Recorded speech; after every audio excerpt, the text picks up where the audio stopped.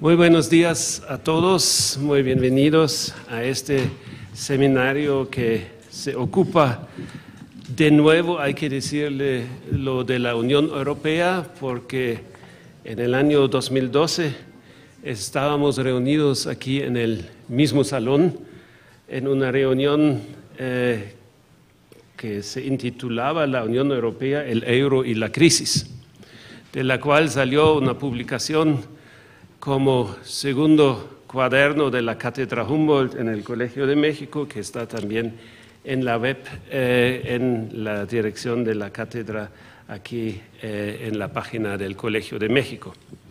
Me da un enorme gusto dar la bienvenida aquí también al señor embajador de la Unión Europea en México, que es el título oficial, jefe de la delegación de la Unión Europea en México, cargo que ostenta desde el año 2013.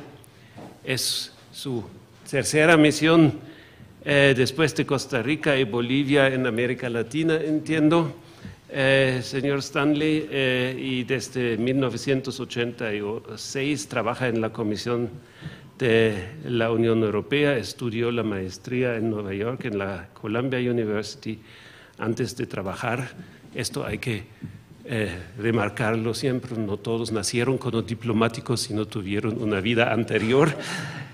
Trabajó para el gobierno británico en Naciones Unidas en Ginebra y Bangladesh. Quisiera aprovechar este momento para dar una palabra sobre el título de este evento que nos reúne hoy, porque varios colegas ya me dijeron, ¿cómo se te ocurre hablar de post-crisis? Está en plena crisis el asunto, ¿no? Entonces, de alguna manera, el título es reflejo de que lo que estamos viviendo hoy no es necesaria la misma crisis sobre la cual estábamos hablando en el año 2011-2012. Ha habido una transformación de la crisis, ha habido una situación que ha cambiado las constelaciones. Hoy no hablamos, por ejemplo, de la crisis bancaria. No es un tema que de alguna manera se ha podido solventar, y en ese sentido han cambiado ciertas cosas, y eso es el tema que nos va a ocupar en este seminario. Y agradezco a todos su presencia y paso para las palabras de inauguración la palabra al doctor Jean-François Prudhomme, coordinador general académico del Colegio de México. Bien, gracias Günther.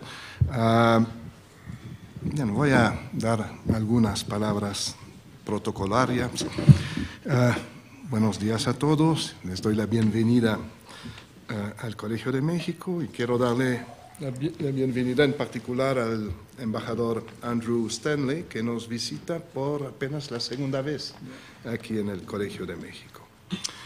Quiero aprovechar la oportunidad para agradecer al DAD alemán y al profesor Günther Mayhold por la organización de esta conferencia. Desde sus orígenes, la cátedra Guillermo y Alejandro de Humboldt, de la cual Günther es titular ahora, de la misma manera que lo fue el profesor Walter Bernecker hace algunos años. Desde sus orígenes, la cátedra ha sido fundamental en la promoción y la consolidación de los vínculos entre el Colegio de México, yo diría el mundo académico mexicano en general, y las universidades alemanas. Las actividades de la cátedra han contribuido también a mantener la reflexión y el análisis sobre Europa en general por medio de la organización de numerosas conferencias. Desde sus orígenes, en el marco de esa cátedra, que tiene más de 15 años aquí en el Colegio de México, se han organizado conferencias, seminarios y coloquios, no solo sobre temas de interés común entre México y Alemania, pero también sobre temas europeos en general. Dichas conferencias nos han permitido seguir de cerca la evolución del proceso de integración europeo Y hay que decirle también, y sobre todo ahora, los retos y los desafíos a los cuales se enfrenta ese proceso. No soy especialista sobre el tema, no voy a empezar a discutir sobre dicho tema. Sin embargo, hay una cosa que es cierta, es que durante muchos años veíamos a la distancia el modelo de integración europea como un modelo ideal de integración lograda. Un poco como si en ese universo no hubiera desafíos, tensiones, retos fuertes. Y sin embargo, y sobre todo, digamos, en el contexto aquí de América del Norte, cuando comparábamos el proceso de integración comercial o de firma de acuerdos comerciales en América del Norte con lo que habían logrado los europeos. Era un modelo ideal, era un modelo que se buscaba alcanzar para muchos en América del Norte. Pero en el mundo de la política y de las relaciones internacionales no existen modelos ideales. Lo que hay es la realidad, y la realidad aporta desafío de múltiple naturaleza a a los modelos de ingeniería política, por más exitosos que fueran. Los temas tratados en la conferencia de hoy son especialmente relevantes y tienen mucho que ver con lo que estamos leyendo en los periódicos día a día desde algunos años. Desde luego se abordará, Günther habla de la postcrisis, pero desde luego creo que se va a abordar también la situación financiera de algunos socios europeos, porque si bien el tema bancario había caído un poco en el olvido en los últimos meses, las elecciones que tuvieron lugar en Grecia, la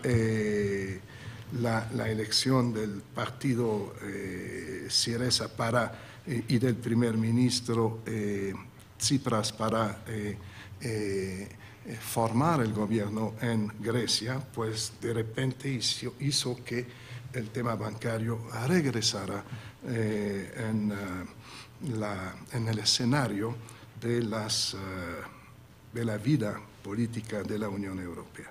Y también, desde luego, acabo de ver aquí al embajador de Ucrania, que creo que visita el Colegio de México por primera vez, y desde luego que todos los problemas de orden geopolítico que se presentan en los márgenes de lo que se llamaban las marchas o los márgenes del continente europeo. En este momento esos problemas también nos vienen a la mente.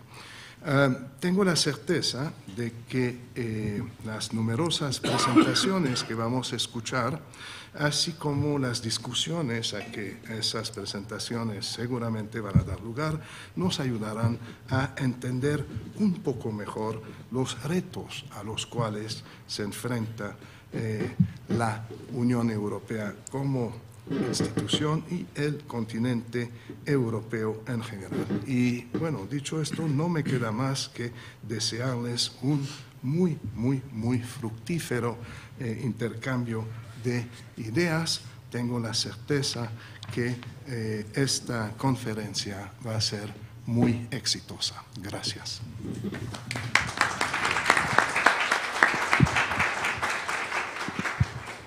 Muchas gracias, Jean-François. Entonces pasamos directamente a la presentación del embajador Stanley. El procedimiento va a ser así, que va a hacer una presentación de una media hora y después habrá posibilidad para preguntas y respuestas por parte de él. Adelante, embajador. Muchísimas gracias y muy buenos días a todas y a todos.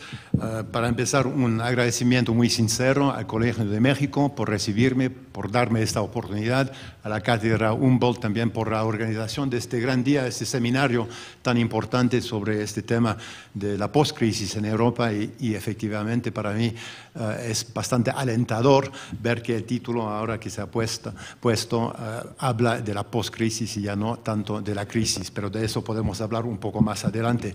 Pero también quisiera agradecer y saludar la presencia de grandes europeístas destacados aquí presentes en la asistencia. También a mi querido colega, el embajador de Ucrania, y a mis queridos compañeros de la Embajada de España, de Alemania, no sé si habrá otros, pero es un honor estar aquí con ustedes y de una cierta manera hablo bajo el control de mis colegas de las embajadas, pues como saben ustedes, la dinámica de la integración y la gobernanza europea es así. Pero ustedes, la gran mayoría de ustedes, si entiendo bien, son estudiantes de la carrera de Relaciones Internacionales, ¿es así? Bueno, entonces somos compañeros porque como ustedes lo han escuchado, yo también saqué estudios de Relaciones Internacionales, así que me siento realmente en casa con ustedes y espero que podamos no solamente, tener un buen intercambio. Para empezar, creo que lo que voy a hacer, algunas palabras de introducción, luego, basándome un poco en el título que se ha puesto a mi charla, entre euroescepticismo y reinvención, el futuro del proyecto europeo, voy a tomar esos distintos elementos, en primer lugar el tema del euroescepticismo, luego la reinvención y luego el futuro, que va a ser un poco una conclusión mía. Pero para empezar, tengo que confesar que hablando con ustedes en este tipo de foro, siempre tengo una pequeña sensación de paranoia. Esta paranoia viene del hecho de que cuando hablo yo, no estoy hablando como pues el caso de un embajador de un país como Alemania o como España, en el sentido de que si el embajador, hablo bajo tu control, Werner, ahora, si habla el embajador de Alemania o de España, habla de la política de un país que es una realidad, que es un hecho, y no necesariamente el punto de partida de la charla, pero por lo menos la tela de fondo de la charla no es si el país tiene que seguir existiendo. Alemania, España, Ucrania son realidades, son países. Sabemos que en la historia los países nacen, los países desaparecen, pero en un momento determinado el país existe, es una realidad y el tema de la charla no va a ser si debe seguir existiendo el país. En el caso mío, como representante de la Unión Europea, y creo que eso es un elemento de esta charla del día de hoy, siempre tenemos delante de nosotros este tema de debe seguir existiendo este proceso de integración europea sobre cuando estamos hablando del tema del euroescepticismo. Pues en su expresión máxima, el euroescepticismo está planteando la pregunta si debe seguir existiendo este proceso de integración europea. Y por ende, entonces, esta pequeña sensación de paranoia, pues no solamente tengo que defender la integración europea, promoverla, sino entonces en un contexto donde hay gente, yo diría tal vez en la coyuntura actual cada vez más gente, que pone en duda la viabilidad y la razón de ser de este proceso de integración europea. Pero, como les comentaba, me alienta mucho el título del seminario del día de hoy, hablando de la postcrisis, y creo que eso entonces nos da una base sólida para construir una discusión sobre el futuro de la integración europea y no necesariamente el por qué debemos deshacernos de la Unión Europea. Porque sí hay gente que quiere en muchos países, y lo hemos visto, y de eso podemos hablar un poco más adelante en las últimas elecciones en Grecia, pero también en las encuestas políticas y populares en otros países, que quieren realmente que se desaparezca la integración europea. Lo que a su vez entonces nos presenta el desafío académico, intelectual y también político, desde luego, de analizar los beneficios y los costos de la integración europea. Pues si alguien pretende que se deshaga de la integración europea, inmediatamente tiene que poder contestar a la pregunta, pero ¿cuáles son las consecuencias de tal desaparición? Y creo que Entonces, como servidores, funcionarios, pero también la clase política europea a favor de la integración europea, siempre tiene el desafío de demostrar cuáles son las ventajas comparativas de la integración europea. O sea, se tiene que demostrar que la integración europea valga más de lo que cuesta. Pero luego, y eso es un tema un poco político, pero también metodológico, ¿cómo se puede medir los beneficios de la integración europea?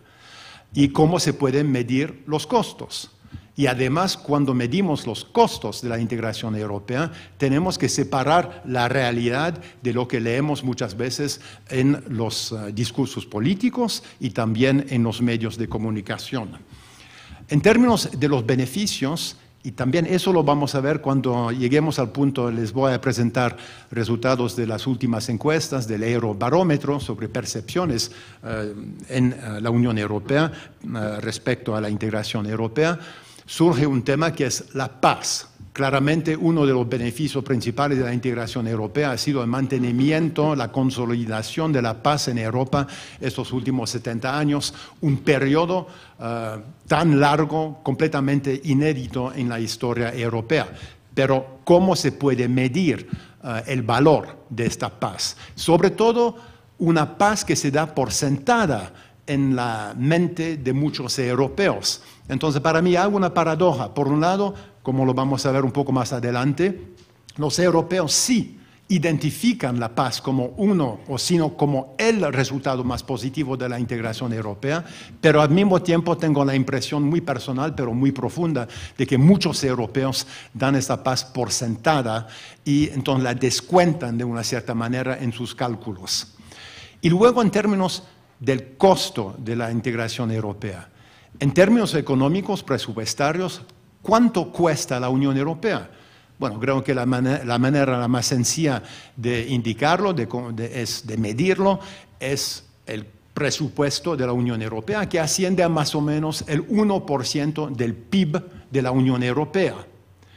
Pero este 1%, en realidad, el 90% de este 1% se redistribuye mediante programas de la Unión Europea, por ejemplo, en el sector agrícola, la cohesión regional, el desarrollo de las zonas más rezagadas, el financiamiento de programas de investigación. Entonces, no es un gasto neto, es simplemente la redistribución. O sea que, en términos verdaderos, el costo neto de la Unión Europea, en términos presupuestarios, es el 0,1% del PIB de la Unión Europea.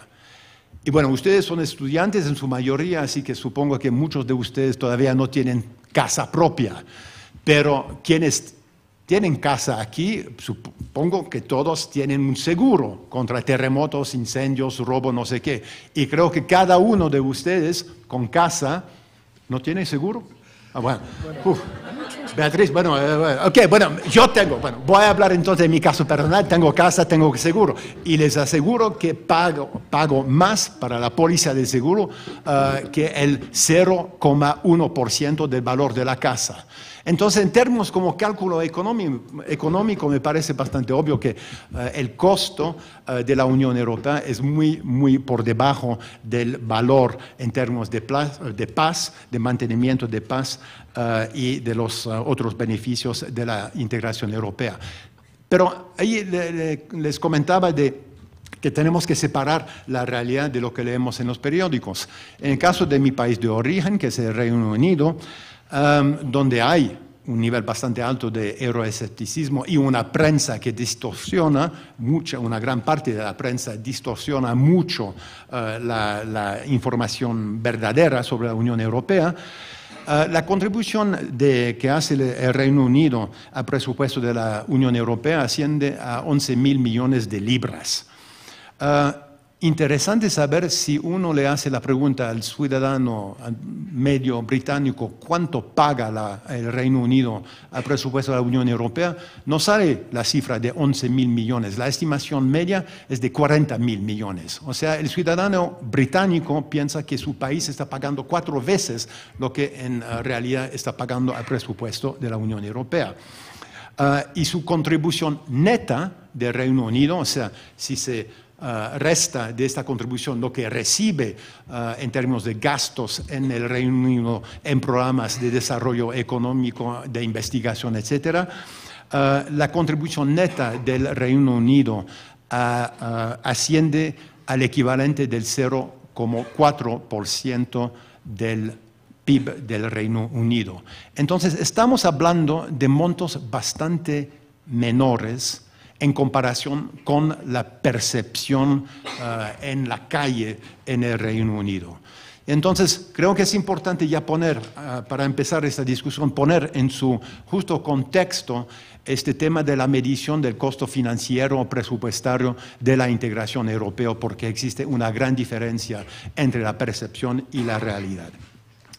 Ahora, bueno, empezando con los dos conceptos básicos en el título de mi charla, euroescepticismo y reinvención. Entonces, el euroescepticismo. Bueno, eso no es nada nuevo en la experiencia, la historia de la integración europea. Ha tomado distintas características. Cuando empecé yo en la Unión Europea como funcionario europeo en el 86, no se hablaba del euroescepticismo, sino más bien nos encontrábamos en aquel entonces en lo que se llamaba la euroesclerosis, que era una cosa bastante distinta en el sentido que no era como la percepción, el sentimiento popular, sino más bien un parálisis o casi parálisis en el funcionamiento, una percepción de que no se sabía a dónde iba la Unión Europea, cómo destrabar este mecanismo, este proceso que era la integración europea. Y eso, en términos históricos, si uno piensa en el año 86, me parece bien interesante porque en los 5 años anteriores, empezando en el 80, con el ingreso de Grecia a la Unión Europea y luego en el mismo 86 el ingreso de España y de Portugal, en términos históricos se había logrado algo tremendo. La incorporación en un proceso democrático de integración europea a 3 países, los únicos 3 países de Europa occidental que habían vivido bajo regímenes dictatoriales en la época posguerra. Entonces, el estímulo que les dio el proceso de integración a estos 3 países para que se reformaran de dictadura hacia democracia y su incorporación en la Unión Europea, para mí hubiera debido darle un impulso tremendo, un sentimiento de orgullo a la integración europea. Y luego, a pesar de eso, en el 86, cuando yo empecé, había esta euroesclerosis, un sentimiento de que a dónde vamos y por qué estamos haciendo este proceso de integración europea. Así que a veces se dan momentos bastante perversos en la percepción de la realidad. Pero al mismo tiempo, como sabemos, o tal vez si lo estudian de manera profunda, esta euroesclerosis nos creó las condiciones, tal vez también por el aprovechamiento de un gran presidente de la Comisión, que era el presidente Jacques Delors, de darle a la Comisión Europea un papel de mayor protagonismo para quebrar esta euroesclerosis y definir un nuevo proyecto que a su vez entonces nos llevó hacia la consolidación del mercado único y luego una unión monetaria, económica, Maastricht, etc. Entonces, un gran líder político supo aprovechar de esta coyuntura para sacar adelante con mayor energía y mayor visión el proyecto europeo. Pero ahora ya no estamos hablando de euroesclerosis, sino de europesimismo, y tenemos que reconocer que las elecciones en Grecia, pero también al Parlamento Europeo en el mes de mayo pasado, y también las encuestas en muchos países, en el Reino Unido, bueno, la fuerza que toma un partido político como UKIP, un partido realmente profundamente euroescéptico o anti-europeo, eso pone de relieve que existe un fenómeno de euroescepticismo que tal vez nunca lo hemos tenido con estas dimensiones en el pasado. Pero allá creo que los médicos hablan de buen colesterol y de mal colesterol. Yo diría que yo hablando de manera un poco personal, creo que podemos hablar de buen euroescepticismo y de mal euroescepticismo. La diferencia que hago es que el buen euroescepticismo es el que busca una mejor integración europea, una integración europea mejor adecuada a las aspiraciones de la ciudadanía, pero siempre en búsqueda de la prosperidad, de la paz y de una cooperación entre países. Entonces, este buen euroescepticismo nos estimula, nos empuja, es constructivo. El mal euroescepticismo es el que quiere quebrar con el esquema de integración europea y bueno, cada ciudadano tiene el pleno derecho a expresar, a formar sus opiniones políticos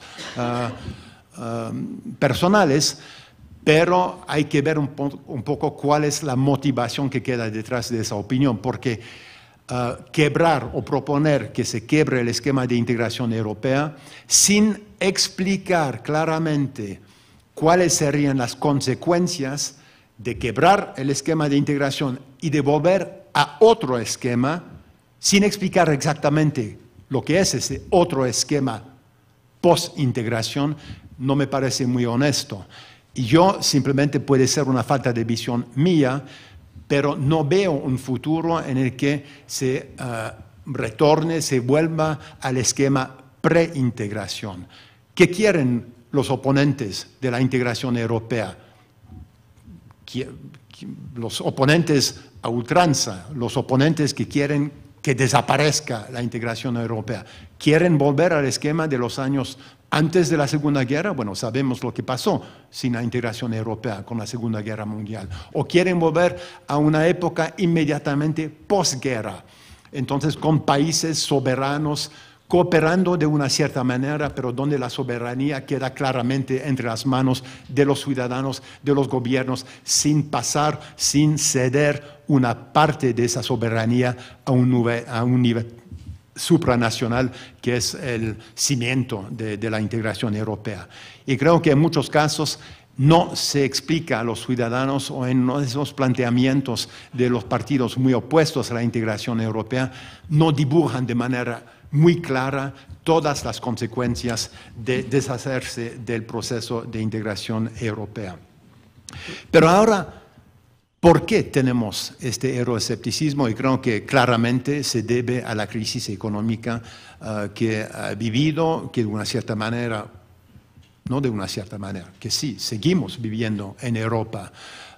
Hemos visto que en los últimos años, en algunos países, sobre todo países miembros de la Unión Europea, el aumento del desempleo, la contracción de la economía. Grecia, bueno, la economía ahora es un 25% más reducida en comparación con la situación antes de la crisis. Desempleo hasta del 50% entre los jóvenes en varios países de la Unión Europea. Entonces es lógico, es normal que eso genere mucho escepticismo en cuanto a la situación que tienen que vivir muchos ciudadanos europeos.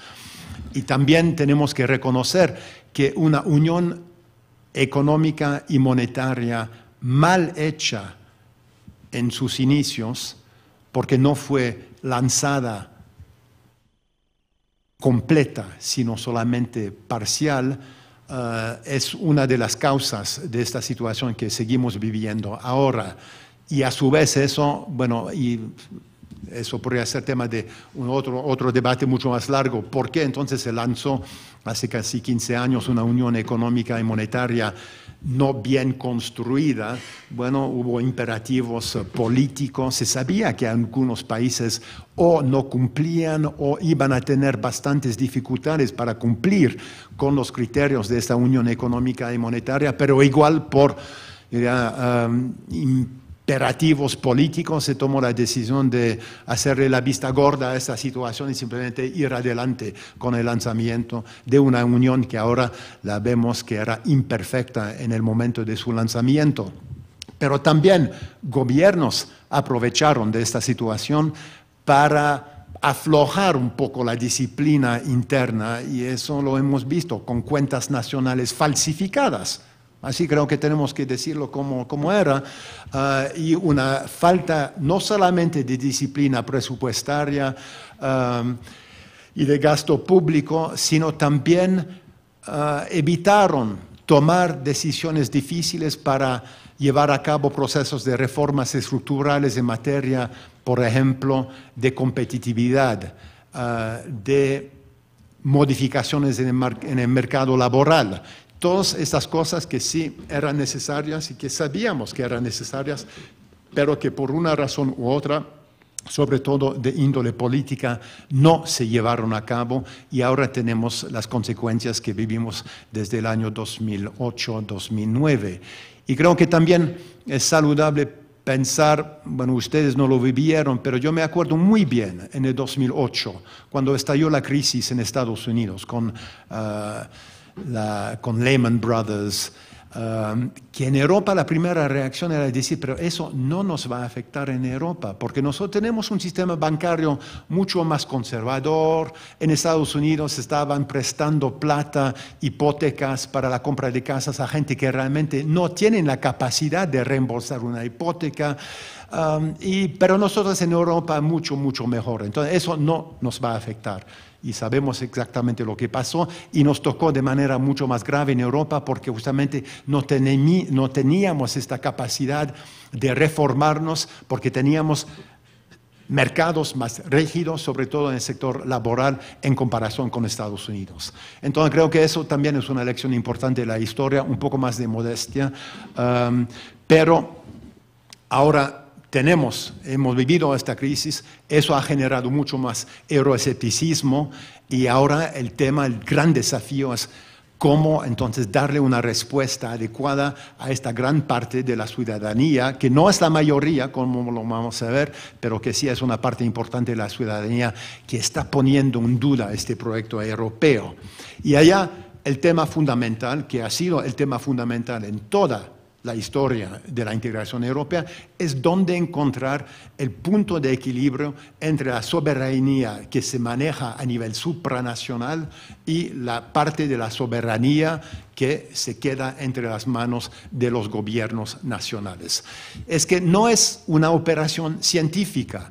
No es como la búsqueda en términos de física de esta partícula, el Higgs boson. Lo cito como ejemplo porque mi padre era físico y trabajó toda su vida en el Centro Europeo de Investigación Nuclear, donde justamente llevaron a cabo últimamente este gran experimento o experiencia para encontrar, porque se sabía que existía, que tenía esta partícula un valor físico. Bueno, en el caso de cómo se maneja la soberanía entre el nivel nacional, el nivel supranacional, no existe un número, un valor. Es algo político que a veces cambia, que requiere de muchos criterios políticos y de mucha buena comunicación entre políticos y ciudadanos.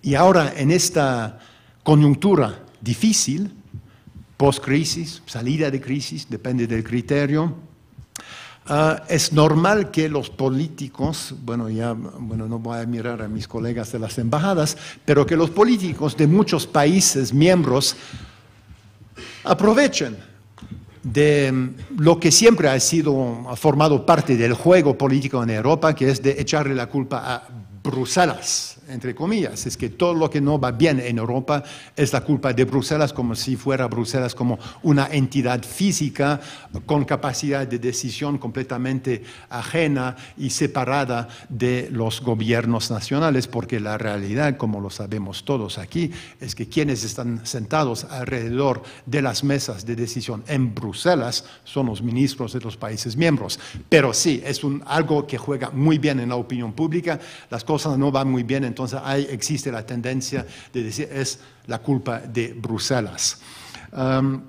Y de también enfatizar las desventajas y sobre todo las obligaciones negativas que acompañan el proceso de formar parte del proceso de integración europea y de minimizar a veces sus ventajas. Pero ahora, a ver si les puedo mostrar algunas cifras del Eurobarómetro de finales de 2014, Ok, ahora voy a ver. Entonces, la imagen del proyecto europeo, y eso no vamos a dedicar demasiado tiempo, pero tengo como 5 o 6 láminas aquí, es que, bueno, la primera cosa es que, como promedio, la imagen de la Unión Europea es más positiva que negativa. Un 39% a nivel europeo a favor, bueno, con una imagen positiva, una apreciación positiva, y solamente un 22% en contra. Y luego un grupo bien importante de, bueno, gente que ni tiene una visión ni positiva ni negativa. Y lógicamente en algunos países, bueno, lo que aquí hemos escogido algunos países que son los más positivos y los más negativos. Pero hay casos interesantes. Irlanda, un país que realmente muy golpeado por la crisis económica, que ha tenido que apretarse el cinturón, pero de manera durísima, y sigue entonces el proyecto europeo con el apoyo de más del 50% de la población en Irlanda. Otros países como Grecia, me parece bastante obvio, no es nada de sorprender que un país como Grecia, allá la ciudadanía tenga una visión un poco más negativa. Chipre también, como saben ustedes, golpeado por una crisis bancaria hace poco tiempo. Pero luego, y eso me parece también interesante, el futuro de la Unión Europea. Otra vez, una visión bastante optimista, el 56% de la población que tiene una visión optimista del futuro. Y eso no sé cómo, la impresión que tienen ustedes de lo que leen en la prensa europea o en los medios de comunicación internacional, ¿les sorprende esa cifra de 56% o les parece completamente lo que esperaban? A mí me sorprende, francamente, porque lo que leemos, bueno, es que las noticias más bien son tan negativas que esta cifra del 56% a favor o con una visión optimista, para mí es bien alentadora. Y otras, Irlanda, Polonia, bueno, Rumania, países que realmente tienen una visión súper positiva, optimista del futuro de la Unión Europea. Y otra vez, bueno, Grecia, Chipre, bueno, ahora viene Italia también en el grupo con una visión más bien negativa. Y el caso del Reino Unido, bueno, lo he agregado aquí porque una situación bastante de equilibrio que también me sorprende. Y creo que las últimas encuestas dicen que si hubiera un referéndum sobre la pertenencia o mantenimiento del Reino Unido en la Unión Europea, que no necesariamente votaría a favor una mayoría a favor de la salida del Reino Unido de la Unión Europea. Entonces, eso creo que es interesante ver que la realidad, cuando uno le hace la pregunta al ciudadano europeo, que no es una visión tan pesimista. Y luego, las preocupaciones... Bueno, okay, muy bien. ¿Cómo se identifican también como ciudadanos de la Unión Europea? Eso para mí es un tema fascinante, porque hablando con muchos amigos británicos, que muchos de ellos bastante negativos, no creo que he logrado convencerles de la importancia de que su país siga miembro de la Unión Europea, pero muchos dicen que, bueno, no se identifican como ciudadanos europeos o que el proyecto europeo es más bien una amenaza contra la identidad nacional. Pero creo que una cosa realmente espectacular con este proceso de integración europea es que la gente sigue identificándose como británico, como chipriota, como español, como polaco, sin ninguna disminución en esta sensación, este sentimiento de identidad nacional. Pero encima de eso también se ha agregado una identificación como ciudadano de la Unión Europea, y eso queda claramente reflejado en la gran mayoría de los casos, y creo que esos ejemplos son realmente, bueno, hablan de manera muy clara de que se puede combinar una pertenencia nacional con una pertenencia a nivel de la Unión Europea. Y luego, los resultados positivos de la Unión Europea. Como les comentaba, la paz. Claramente aparece el 56% de los ciudadanos entonces, identifican la paz. Pero como les comentaba, para mí esta respuesta también viene acompañada por una paz que la dan por sentada, y no sé, sería interesante hacerles una segunda pregunta tal vez a estos ciudadanos. ¿Cuánto están dispuestos ustedes a pagar? ¿Cuál es el precio realmente que representa esta paz? Para ver hasta dónde y cómo se puede, cuál es la mejor manera de garantizar esta paz. Y luego la libre movilidad, casi en el mismo rango de apreciación positiva, la libre movilidad, que es una cosa tremenda en la Unión Europea, la posibilidad de poder viajar, de poder vivir, de poder estudiar en cualquier de los países miembros de la Unión Europea. Y luego viene el euro, el pobre euro, muy castigado, muy criticado, pero una cuarta parte de la población de la Unión Europea sigue identificando al euro como realmente uno de los grandes logros, y yo orgulloso de pertenecer a este grupo del 24%. Creo que está pasando por momentos difíciles, tenemos que perfeccionar esta unión monetaria y económica, y creo que estamos avanzando en eso. Pero luego la parte un poco más oscura, bueno, las preocupaciones, y allá no es de sorprender que el desempleo y la situación económica son las dos preocupaciones principales de los ciudadanos europeos. Y entonces creo que el gran desafío ahora es cómo hacer que se recupere, cómo hacer que arranque nuevamente el motor económico de la Unión Europea. Entonces, ahora, porque está pasando el tiempo, bueno, rápidamente el segundo tema, la reinvención. Entonces, la respuesta. ¿Qué vamos a hacer? Tenemos este euroescepticismo. He intentado matizarlo un poco con estas cifras que indican que el euroescepticismo tal vez no tenga una dimensión tan profunda, pero sí, es un tema político muy fuerte. Lo hemos visto, como les comentaba, en las elecciones. Y, ¿qué quieren los ciudadanos? Entonces, ¿cuál es la respuesta? Bueno, somos 500 millones de ciudadanos en la Unión Europea, entonces son 500 millones de respuestas, pero, y lógicamente, creo que todos los europeos, o cada uno de esos 500 millones de ciudadanos, quieren todo, entonces, todos queremos entonces tener todas las ventajas sin ningún costo, sin ninguna desventaja. Creo que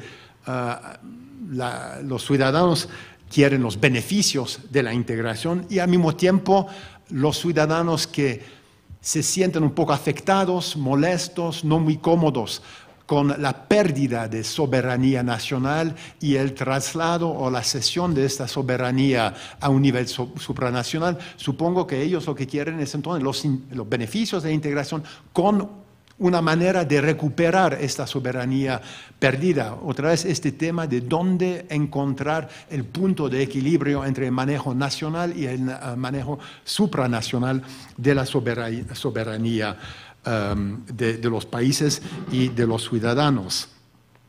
Y como saben ustedes, la respuesta allá es el concepto de lo que llamamos la subsidiariedad, o sea, solamente actuar a nivel de la Unión Europea cuando se puede demostrar claramente que el actuar a nivel supranacional brinda ventajas que no se pueden lograr a nivel nacional.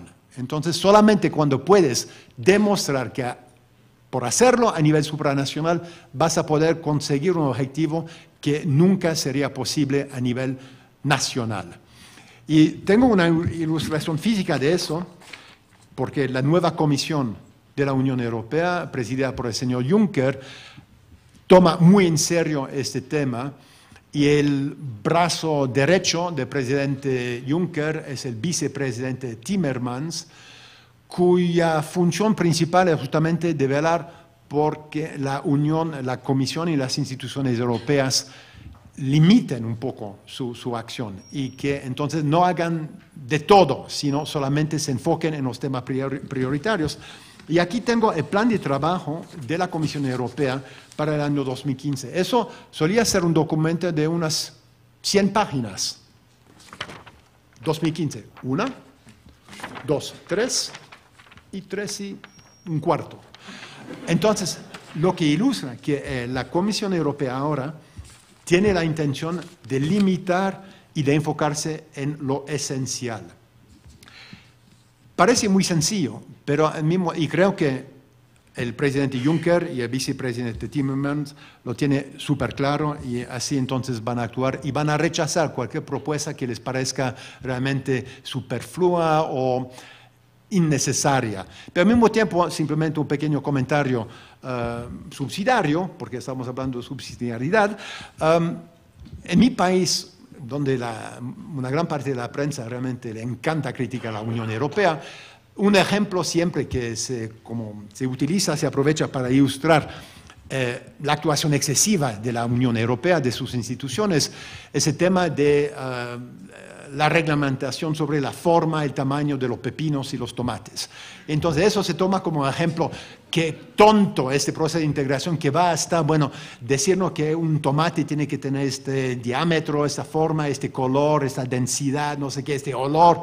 Pero al mismo tiempo, tenemos que reconocer que sí parece como una intromisión muy detallada de las instituciones europeas en temas realmente muy chicos, pero si uno quiere consolidar un mercado único para que un productor de tomate en Grecia pueda vender su tomate en Suecia, en Irlanda, en Chipre o en Luxemburgo en condiciones iguales, me parece que sí es necesario que el consumidor en Luxemburgo, cuando está comprando su tomate de categoría 1, que esta categoría 1 entonces tenga el mismo sentido en Luxemburgo que en Suecia, que en otro país.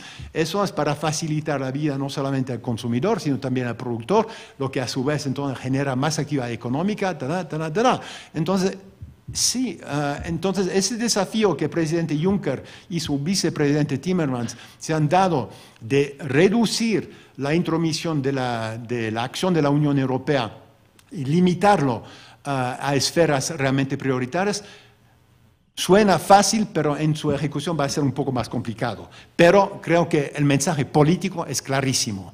Las instituciones europeas se van a enfocar en los temas prioritarios, clave, y van a dejar a los gobiernos de los países miembros la responsabilidad de actuar en los temas europeos donde el valor agregado del nivel supranacional no queda claramente demostrado.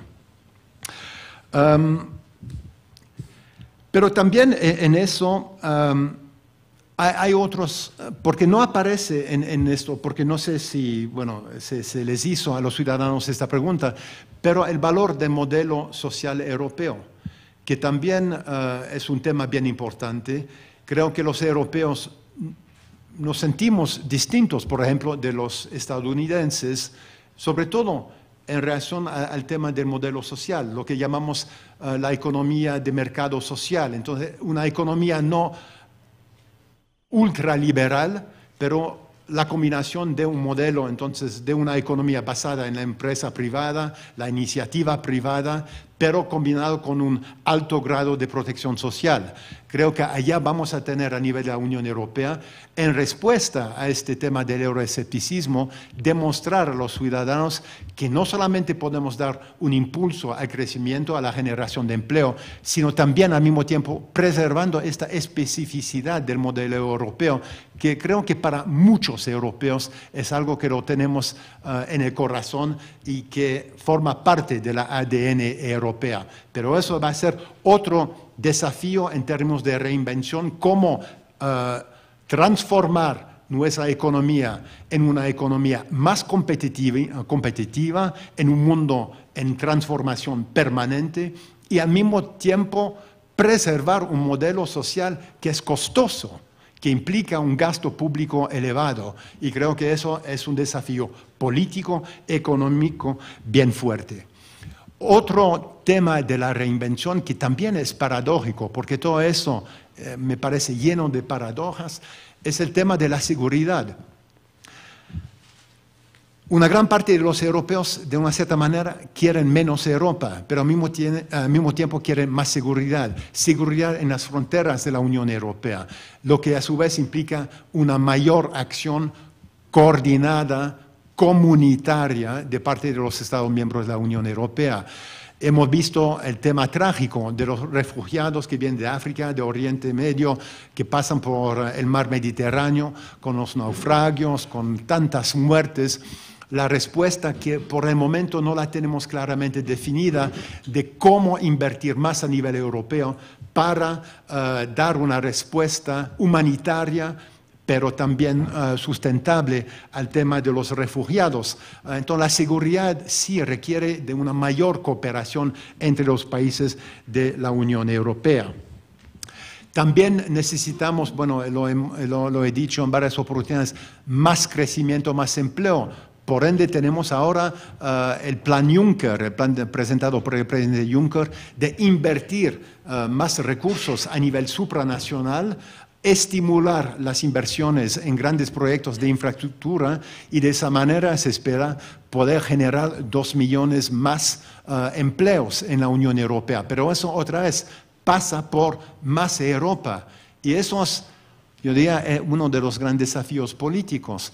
Al mismo tiempo que existe y que aumente este euroescepticismo, las carencias y las deficiencias de lo que notan en Europa los euroescépticos pasa por más Europa. Bueno, la crisis monetaria ha impulsado mucho más integración europea. Tenemos ahora, a raíz de esta crisis, sistemas de supervisión bancaria y monetaria mucho más profundos que antes de la crisis. Entonces, un momento que ha generado mucho más euroscepticismo, al mismo tiempo ha generado más integración europea.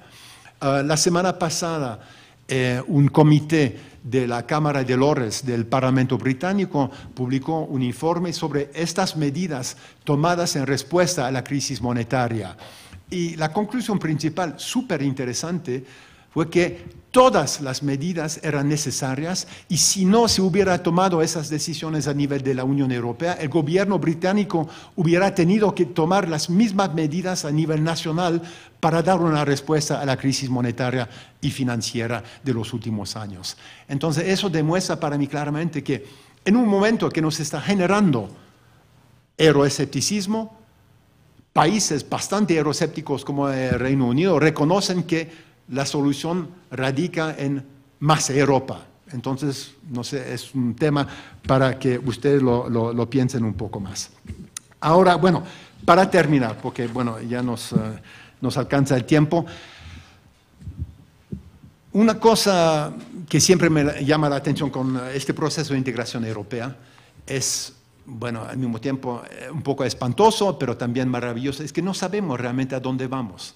Es que el proceso de integración europea no tiene blueprint, no existe como una hoja de ruta ya predefinida de a dónde vamos y aún menos cómo vamos a llegar a dónde queramos ir.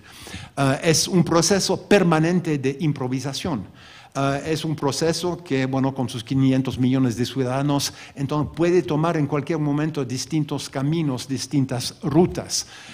Tenemos que demostrar una flexibilidad permanente en la definición del programa político, que es súper complicado, con 28 países, con tradiciones distintas, con historias muy distintas, con un nivel de confianza instintivo en el proceso de integración europea que varía mucho de un país a otro. Siempre, bueno, estoy utilizando mi país de origen como ejemplo, pero un país como el Reino Unido, con una larga historia imperial, colonial, muy poco derrotado en guerras, que ha salido más bien ganando guerras, no automáticamente de manera instintiva se identifica con un proceso, entonces, cuya característica es la cesión de soberanía. Otros países mucho más rodeados por vecinos, a veces vecinos bélicos, hostiles en términos históricos, tienen un nivel ahora en el siglo XXI y también en la segunda mitad del siglo XX, una afinidad mucho más instintiva a favor de un proceso de integración. Entonces, eso es lo que tenemos que manejar, estas distintas tradiciones e historias. Y es un gran desafío. Pero yo, para concluir, confío plenamente en la sobrevivencia del proyecto europeo, porque simplemente no nos queda otra opción. El centro de gravedad de control político y económico del mundo está cambiando de manera permanente. ¿Quién hubiera pensado hace 50 años que China ocuparía el lugar que ocupa ahora? A ver lo que va a pasar con Estados Unidos, cuánto tiempo más se va a mantener como la potencia principal del mundo. Y la Unión Europea, somos 28, que nos complica la vida, vamos a hacer aún más en los próximos años, pero al mismo tiempo la opción de fragmentarnos, de disminuir, de desintensificar este proceso de integración europea, estoy convencido de que su resultado principal sería simplemente debilitar cada uno de los 28 o los países integrando este proceso y no de fortalecerlos. Entonces, eso es mi conclusión en este escenario de euroescepticismo. Sí creo que hemos demostrado en términos históricos una capacidad permanente para reinventarnos, una reinvención que a mi juicio siempre nos lleva hacia más integración y eso no es una coincidencia, creo que es casi una certeza histórica en esta coyuntura. Muchísimas gracias.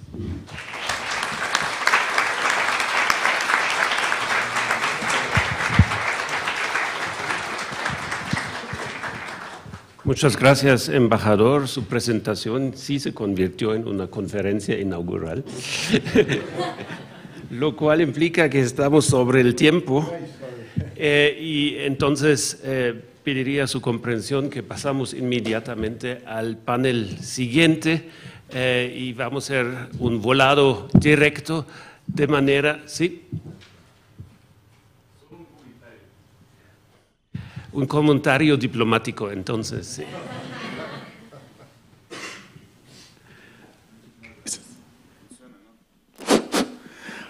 Muchísimas gracias al Colegio de México, a los organizadores. Soy embajador de Ucrania, represento el país más grande por su territorio en Europa, con 45 millones de habitantes. Es muy de moda últimamente, pero de manera que no me agrada mucho. Aún así, quisiera comentar, nada más, no pregunta, y muy breve. Realmente mi más estimado y querido colega y amigo Andrew Stanley ha mencionado el costo de membresía de la Unión Europea, pero de materia económica o financiera, digamos así. Pero hay otros costos. Ucrania, por ejemplo, con su tarea principal, con su meta principal de relaciones internacionales, está enfocada en el ingreso de la Unión Europea. Y ya, aunque no somos miembros de Unión Europea, ya pagamos y mucho en otra materia.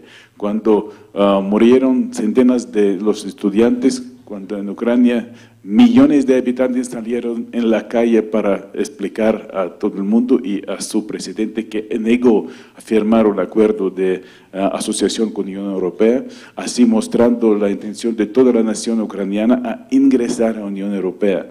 Y perdimos esas centenas de los estudiantes en la revolución de dignidad y luego ahora en la situación que tenemos en el este de nuestro país perdimos ya más que 5.500 vidas por el intruso de Rusia en nuestros territorios, porque Rusia evita para que Ucrania entre en la Unión Europea, hace todo lo posible para evitarlo.